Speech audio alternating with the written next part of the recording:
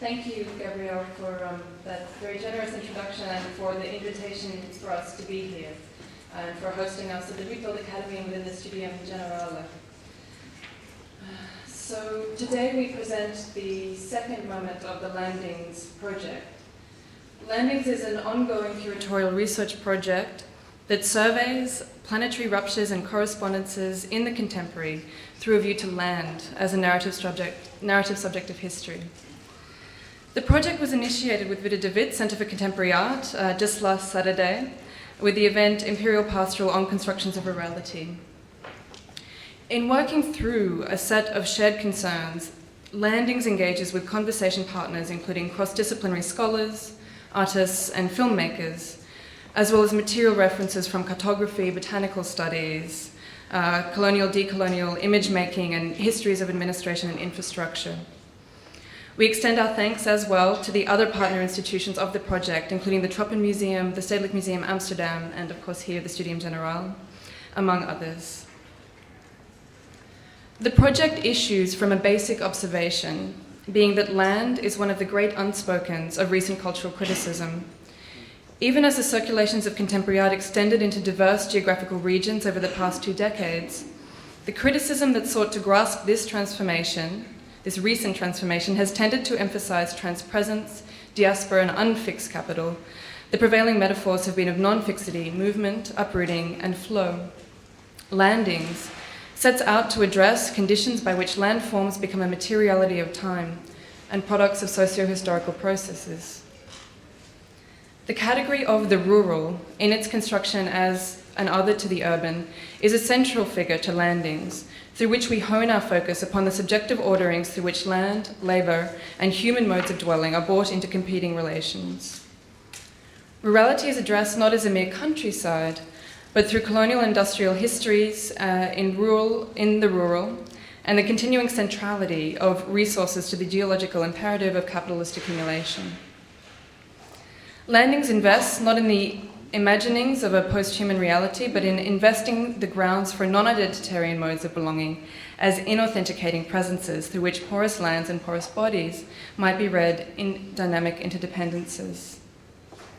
It asserts the urgent need to grasp the mode of emplacement and the critical inhabitation of a situated being.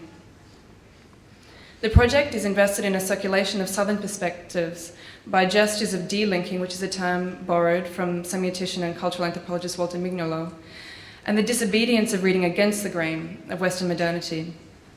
In pursuing inquiry through land, not about land, but through land, we seek to reimagine our knowing of ourselves and of so-called nature. I'm going to quickly follow on that introduction with today's thematic read through these 2 images. So our title for today is Landings, Extracted Bodies and Self-Cartographies. As you know, this image is Geert Wilders, who often traumatizes us with his incendiary words and acts, radical right-wing leader. When he went to Australia recently, he was, obviously there were protests also which follow him where he goes, which is a good thing, but then there are also people who welcome him. And among those who welcome him was pictured here as the koala, and probably forced, what we think is a forced embrace. So what made this gesture, how does this gesture claim an authentic belonging, and how is there sort of this emblematic relation made with the non-human?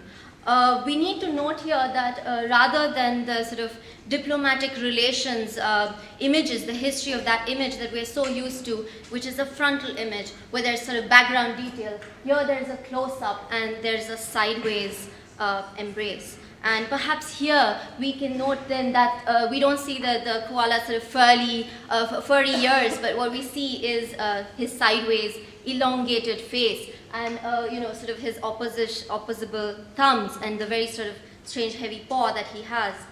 And so, how do we then escape reading Wilders as well as the koala as natives, and instead wander into the category of alienhood, inverted forms of belonging? We well know that Wilders' ultimate wish would be to see the Netherlands as a paranoid society, But here, between the human-non-human association, there is suddenly an added complication, borrowed from authenticity, authentic as a transaction between bodies that are sideways, thus doubling and reversing both belonging and alienation. The second image here is a man with a geophone. The geophone, this image is from the records of the US Bureau of Mines, and I assume it's an unpublished image from the records that I was able to get. So the geophone is a tool that is used in extraction industries as well as for military purposes in sounding the earth. So it's also, literary translation is earth sound. And what it does is it gauges the seismic responses from the earth, and they are detected as molten wave formations. So while the tool is solid, the act of measurement is liquid, a flow of energies, and a way of reading the underground. How are we to claim locatedness on the earth then, when its constituents themselves are in perpetual motion and states of redefinition? We may do so via gestures of emplacement, gestural places, and making place through gesture. Today, we observe different acts of perceiving the earth as geo-affective substance, intertwined with human lives. And of course, we also find ourselves digressing through knowledge configured through what we are calling self-cartography. We will have Eric Beltran, who talks about his project Three-Dimensional Movements, where maps are considered machinic, where there are dimensional shifts, and where maps are tactile. They are felt, they are sculptural, they are sung, and that is the only way then to perceive space. We will meet also with Angela Militopoulos again, who has been here, did an excellent masterclass yesterday, and Angela will discuss her film Two Maps, in which she has interviewed a photographer anthropologist, Chihiro Minato, who also featured in The Radiant and is a very inspiring person who we've all been fortunate to meet with together in Taipei. Two Maps, in a way, also addresses the limitations of visuality, where the radioactive becomes spatial, it becomes psychology. We have unfortunately not been able to have with us poet, painter Etel Adnan, who we're all looking forward to be with. There's been occasions where she has been invited and not been able to make it, and unfortunately we are now falling into that category. But we are she's very sorry not to be here with us, with you particularly. She was very excited to address all of you. But we do have with us the Otolith Group, who we also love very much, and who have been so committed to actually being here throughout the conference. And the Otolith Group have made a very, very special film, which we will screen and discuss today. I'm going to introduce it, Vivian's going to introduce it again later, but yep, so we will go into that discussion more soon. Olaf Olsen is going to make a performance which will include the audience, so I'm forbidden to speak about it at this point. And we also have Paul Chaney, who goes from the solar economy to Carboniferous insurgency and talks about mining, the history of two mining towns in Ukraine and Czech. Now that brings me to the first speaker of today, who is Rosalind Morris. I'm going to make a brief introduction on Rosalind. Maybe we could, can we remove this?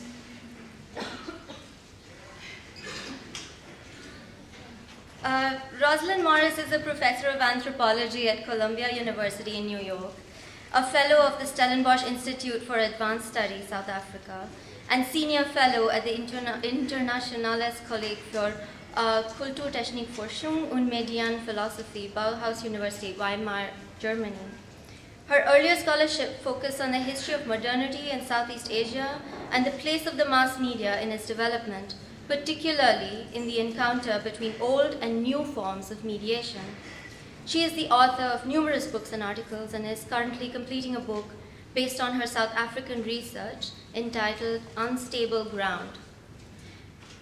Also a filmmaker, poet, and librettist, Professor Morris's scholarship it's rooted more in the research that crosses the disciplines of anthropology, philosophy, literary criticism, and media studies. And it is in this transdisciplinary focus that we've been very lucky to find Rosalind's papers, which she claims are maybe not read as much by her peers, but have somehow been found through landings and this interest in transdisciplinary discussion. In her lecture today, Rosalind has titled it "The Cash Book: Accounts and Drawings from Underground." Rosalind will delve into the financialization and industrialization of mining within the context of South African modernity, as well as the organization of labor through coercive management of the miner's body. We encountered her through a beautiful paper she wrote called The Miner's Year.